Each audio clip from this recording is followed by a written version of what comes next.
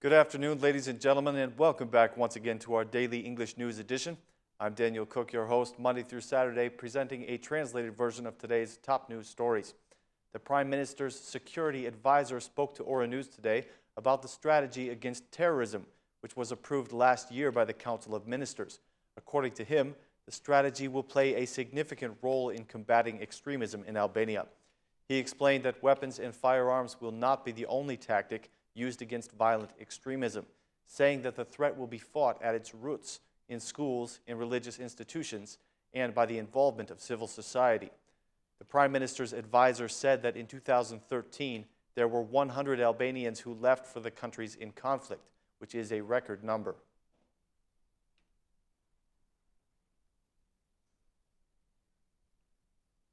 After the terrorist attacks in Paris, the Albanian police are prepared to face any threat here in Tirana.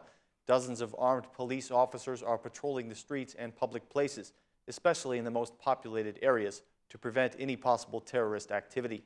The state police director has tried to calm the public, encouraging them not to panic, but he did not deny that the Albanian government may have received data about a terrorist threat in the country, and he said that there is a list of people who are being monitored. The extra security measures are part of the recently adopted national strategy against terrorism.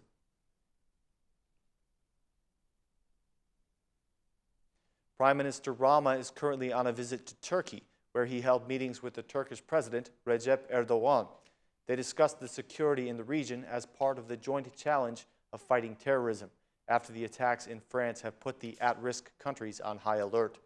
The Prime Minister's office revealed that Rama and Erdogan also discussed the immigrant crisis and the need to further develop the excellent relations between the two countries. The Turkish president praised the work of the Albanian state police in the fight against crime and drug trafficking and the courage of the government in undertaking the big reforms that have put Albania on the path toward a serious state. Rama began his visit to Turkey by participating in the Summit of Economy and Energy, where he made the statement that the energy crisis in Albania was caused by ignorance. He said that his government's deep reform and their amendments to the criminal code kept the Albanian energy system out of bankruptcy. He made the following speech at the summit. "We adopted a huge package of amendments to the law on energy sector, the civil code, and the criminal code, with a complete package of radical reforms for liberalizing the energy market.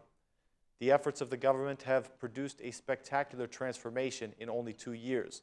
Now the percentage of revenue collection is almost 100%, and the level of losses in the distribution sector has dramatically fallen.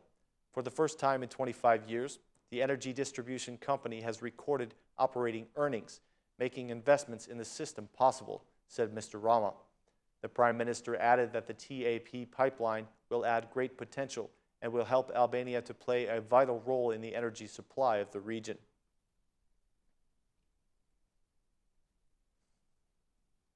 The government is going to be implementing a tight policy for spending next year.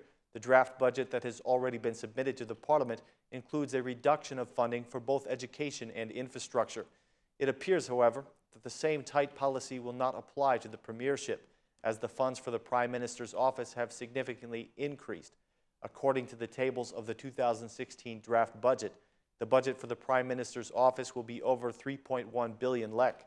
The budgeted amount for this year was only 715 million lek, so the new budget for the Prime Minister's office includes an increase of 343%. Meanwhile, the funding for transportation and infrastructure will be 23.9 billion lek, or 32% lower than this year. The budget for the Ministry of Education will be 36.4 billion lek, or 9.7% less than this year. Funding will be significantly increased for the Ministry of Economy, which will get an increase of 42% in 2016. The argument for that is that there are now more structures within the ministry than there were before. The funding for the Ministry of Agriculture will be 25 billion lek, a 24.1% growth. Funding has also been increased for the Ministry of Culture by 19% and for the Ministry of Justice by 20% in direct support of the justice reform. The funds for the Ministry of Environment have increased by more than 50%, the prosecution by 10%, the courts by 4%, and there is a decrease of 6.7% for the Constitutional Court. The presidency will be given a budget of 202 million lek, an 8.7% growth over this year. The funding for the parliament is also increasing by the modest amount of 0.6%. The funds for the health sector are being kept at about the same level, and the funds for the Ministry of Integration have been cut by 20%. The fund for the Central Election Commission will be reduced by 87% for next year, but this figure is compared to the spending for 2015, which was an election year.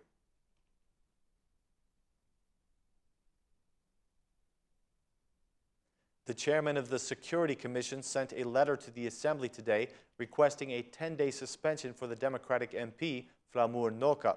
Mr. Brahu asked the Assembly Bureau to exclude Noka from the Commission for 10 days, explaining that in the recent meeting of the Commission, Noka behaved improperly and unethically, insulting the Minister of Interior, Saimir Tahiri.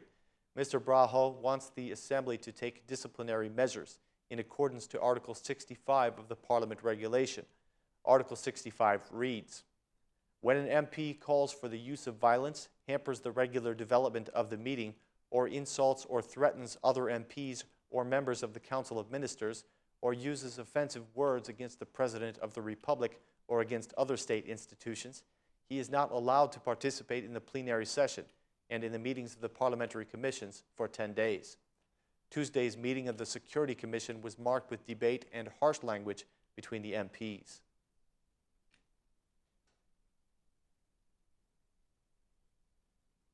The leaders of the opposition parties in Kosovo have announced that there will be no more protests until November 28th. After holding a meeting today, the leaders of the opposition called the government to withdraw from its agreements before it is too late. The tense political situation and the violent opposition protests that disrupted Pristina yesterday were condemned by the diplomatic bodies in the capital of Kosovo. The embassies of France, Germany, Italy, the United Kingdom, and the United States have condemned the continued use of violence to achieve political goals. The foreign embassies have issued a joint statement. Political violence is unacceptable. It harms the interests of the citizens and the international position of Kosovo. It brings no benefit for anyone. We congratulate the Kosovo police for their professionalism, and we emphasize the importance of the obedience to the law by all citizens, regardless of rank or position. Meanwhile, the government building in Pristina has been surrounded by a large police force after warnings from the opposition that they will not stop until the agreements between Kosovo and Serbia are annulled.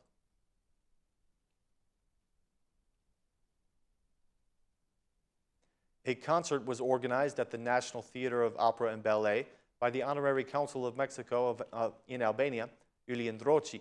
The concert was in cooperation with the Embassy of the United States of Mexico in Rome, and the Mexican tenor David Barrios was invited to perform with the Hungarian pianist Edina Bach.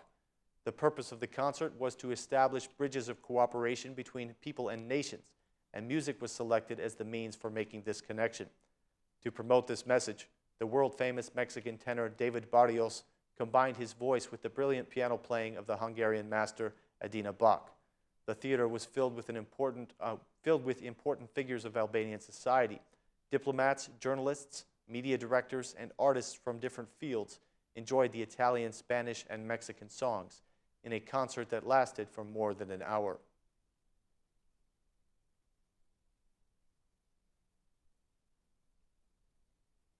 Thanks for joining us again this evening for our English News Edition. Have a great night, and see you tomorrow.